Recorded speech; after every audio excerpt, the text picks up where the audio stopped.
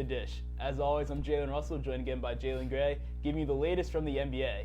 Now, first off, Joe Johnson was bought out by the Brooklyn Nets on Wednesday. It's about time. Or actually Thursday, rather.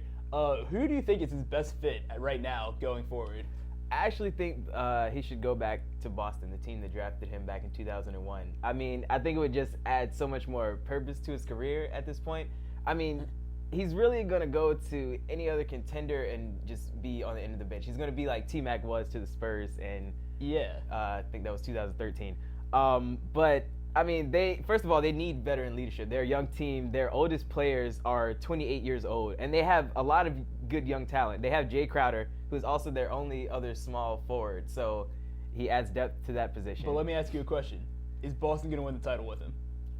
Probably not. But so then why would you ever? He's an aging vet chasing a ring. Why would you ever go to Boston? I mean, unless you're gonna put him on Golden State, he's not gonna win a ring anyways. I think no. I think if he goes to OKC, he has a legitimate shot because they're a good shooting guard away. That's not gonna put them over San Antonio. What happened when they had Harden? They got to the championship. It's the same thing. When they had Kevin Martin and when they had who was it? Reggie Jackson. They also were close if it weren't for injuries. I think if they have a decent shooting guard. That was before Golden State emerged. You're right, that was before. But tell me that Joe Johnson, having another veteran that can shoot, that can play defense, I think having him on that team over a guy like Dion Waiters, who's playing 28 minutes for them at the shooting guard position, or Andre Robertson, who's starting for them, tell me adding Joe Johnson and putting those guys on the bench and decreasing Waiters' minutes as much as possible wouldn't help that team be competitive.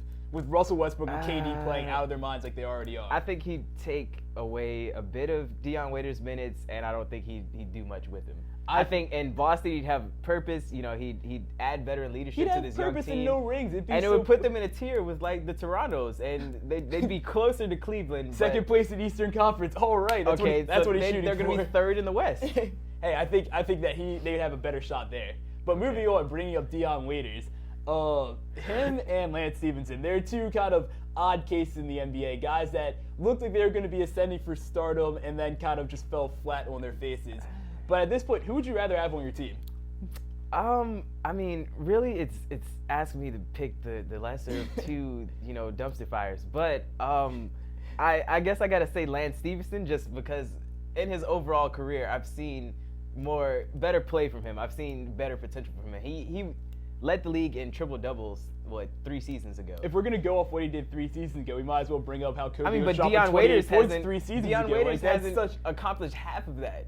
Okay, Dion Waiters had his year where he was putting up 15. I don't think he's ever recorded a triple-double. Yeah, I don't doubt that. But the thing is, he's younger. It's only his 4th season in the NBA. He's never going to. And he also doesn't tear apart locker rooms like Lance Stephenson does. Because he's barely there. Lance Stephenson single-handedly ruined Roy Hibbert's career when he started verbally abusing him in the playoffs, and Roy Hibbert started not scoring at all. Roy Hibbert was mentally weak. He was never going to be that great anyways. He also fought his teammate Evan Turner in the playoffs, like in their practice after a playoff game. Got to hear both sides. Both sides don't affect that. I'm just saying, I'd rather have a guy who's not going to necessarily perform as well, or not have the potential to perform as well, but isn't going to completely destroy my locker room and make my team go from contenders to... he didn't destroy the locker room in Charlotte or in Los Angeles. He definitely didn't help Charlotte. That's one team in Indiana, and I think that team was, spiraling into turmoil anyway. So Charlotte took a big chance on him, gave him a huge contract, didn't pay off. He went to the Clippers. That's because they barely played him. He was slapboxing Josh Smith on the sideline during a game. He is not what you want on your roster at all. I'd rather have Dion Waiters, a guy